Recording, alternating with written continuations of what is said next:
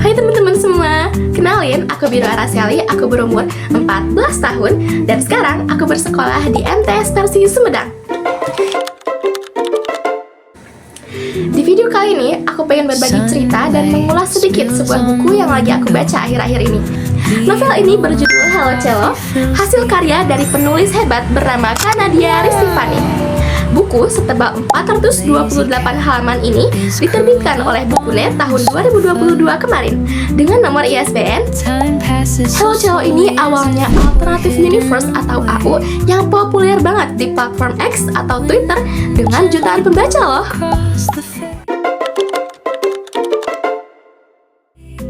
Hello Cello karya Nadia Ristifani merupakan novel fiksi berlatar perkuliahan Jakarta yang mengangkat konflik keluarga dan pencarian jati diri.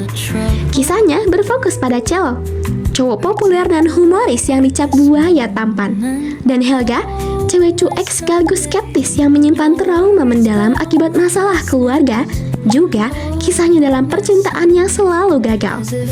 Namun pertemuan mereka mengubah segalanya. Cello yang awalnya ingin mendekati teman Helga, justru jatuh hati pada keunikan Helga dan menjadi satu-satunya orang yang tulus menerimanya. Ditulis dengan alur maju mundur, kisah ini bukan sekadar romansa biasa, melainkan perjuangan melawan ego, beratnya ekspektasi orang tua, dan cara berdamai dengan diri sendiri. Novel ini dengan apik menggambarkan sebuah realita. Terkadang, manusia memakai topeng paling ceria bukan karena mereka benar-benar bahagia, melainkan karena mereka terlalu lelah untuk menjelaskan kepada dunia mengapa mereka terluka. Tapi tenang aja, aku gak akan spill endingnya biar kalian kepo dan baca sendiri.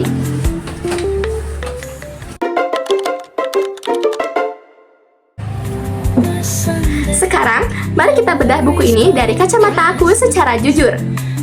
Dari segi tema, Kanadia Ristifani pinter banget mengangkat tema pencarian jati diri dan pemulihan luka emosional atau healing. Dibalut dengan romansa remaja, alurnya mengalir pas, transisi dari masa lalu dan masa kininya juga gak dibikin bingung. Kita sebagai pembaca juga gak dibikin bosen. Untuk karakter, penokohan Cello dan Helga itu beneran kerasa real dan hidup banget.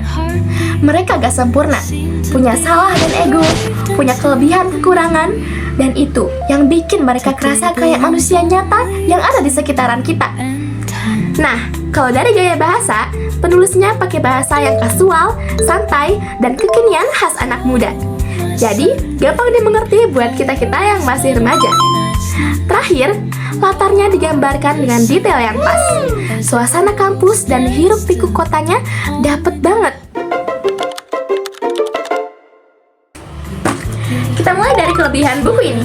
Buku ini punya pesan moral yang kuat dan gak menggurui sama sekali.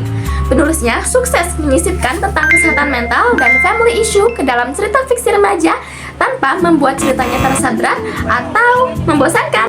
Dan meskipun ceritanya mengangkut isu emosional, Kanadia Ristifani sebagai penulis tetap menyelipkan humor yang receh tapi segar di dialog para karakternya. Tapi tentu, gak ada karya yang sempurna. Menurut aku, kekurangan dari buku ini terletak pada beberapa bab yang terasa terlalu pendek. Perpindahan dari adegan satu ke adegan lainnya terasa terlalu cepat atau mendadak. Kesimpulannya, novel Hello Cello ini adalah sebuah karya yang berharga dan hangat untuk dibaca.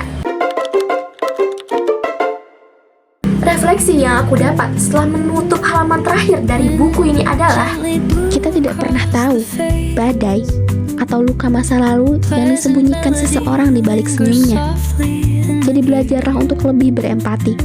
Sebab cinta yang tulus bukan soal pembuktian di media sosial, melainkan tentang saling memahami isi kepala, menurunkan ego, dan tidak saling menuntut.